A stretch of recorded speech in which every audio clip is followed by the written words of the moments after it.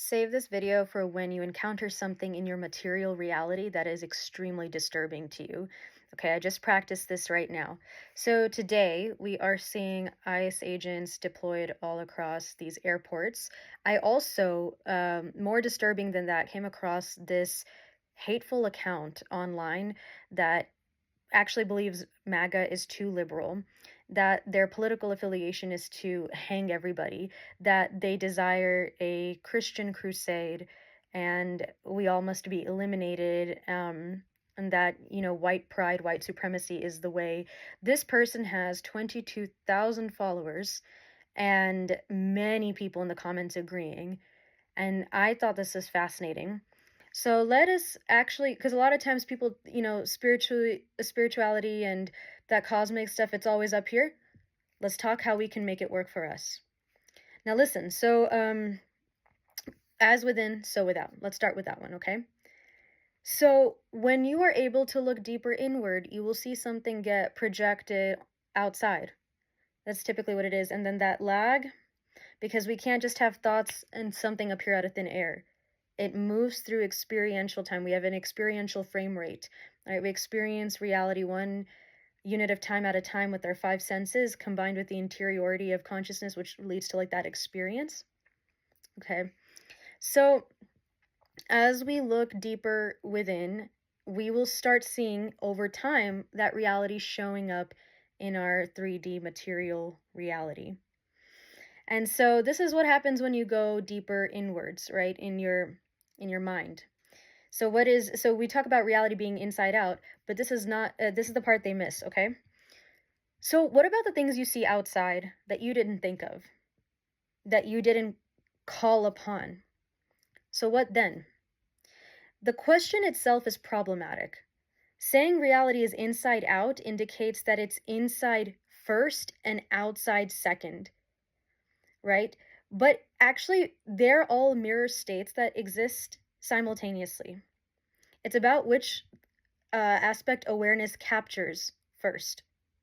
So your conscious thoughts and some subconscious thoughts can be more easily, noticed. Awareness will realize it. Some things are so deeply, not even subconscious, but unconscious, that you wouldn't notice it within, but you will notice it in the without first. Okay. So now it's like, okay, Shivani, what are you saying? That these things that you're seeing, even that horrible, hateful account, even these people, like, we're calling them upon? There's a caveat. Let's look at the second principle, as above, so below. What is happening on planet Earth? The truth is arriving at an accelerated rate beyond the distortion, the lie, the hatred, the division. So when we're experiencing something in the heaven states, we are also opening the deep down below. I'll give an example.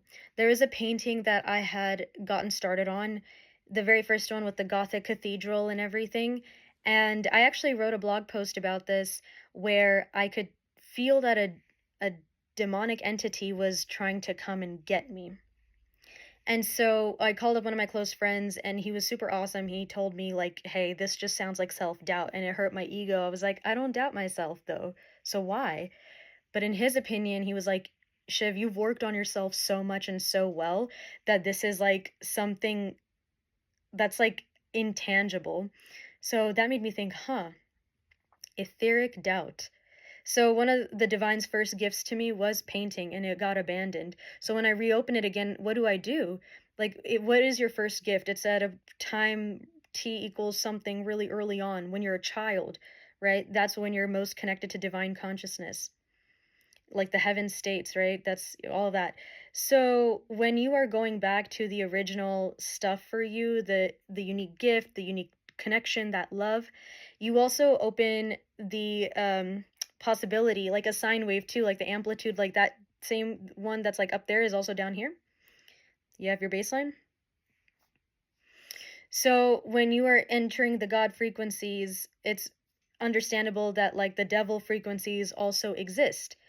When I felt like there was a demonic entity coming after me, what I was, so in some, it's both correct and not correct.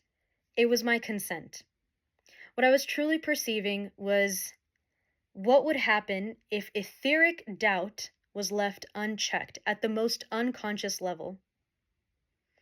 So, etheric things, for something to show up that's powerful in the external, something powerful in the internal is active. And the most powerful things will be the ones that are etheric. So, my ask to you guys, and this can be an interesting safe space in the comments, is what do you think in your unconscious mind at an etheric level? Because this is a collective consciousness agreement, you guys. So as people are tapping in to the truth at this really high like level, okay? At these frequencies, whatever you want to call them, we have to make sure. That's why we say shadow work and integration is really important. And I'm definitely not saying people aren't doing that. I'm just saying there's some things that could be left unchecked accidentally, right? That's why it's unconscious. You're not doing it on purpose. Now, am I saying it's going to immediately make things like go away? Absolutely not. Once again, we are in a reality where things take time to manifest in the 3D.